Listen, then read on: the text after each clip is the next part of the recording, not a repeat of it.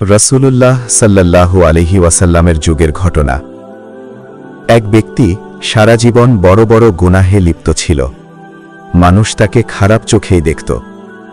একদিন সে আল্লাহর শাস্তির কথা শুনে ভীষণ ভয় পেয়ে যায়।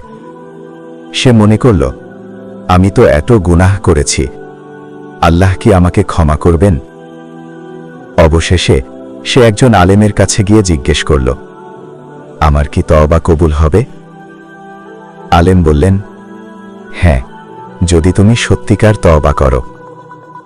লোকটি তওবা করার উদ্দেশ্যে ভালো মানুষের এলাকায় যাওয়ার পথে মারা গেল। তখন রহমতের ফেরেশতা ও আযাবের ফেরেশতারা তাকে নিয়ে বিতর্কে জড়িয়ে পড়ল। আল্লাহ তাআলা নির্দেশ দিলেন, যে জমির দিকে সে অগ্রসর হচ্ছিল সেই জমির সাথে দূরত্ব মাপো। দেখা গেল সে ভালো মানুষের এলাকার দিকেই বেশি কাছে।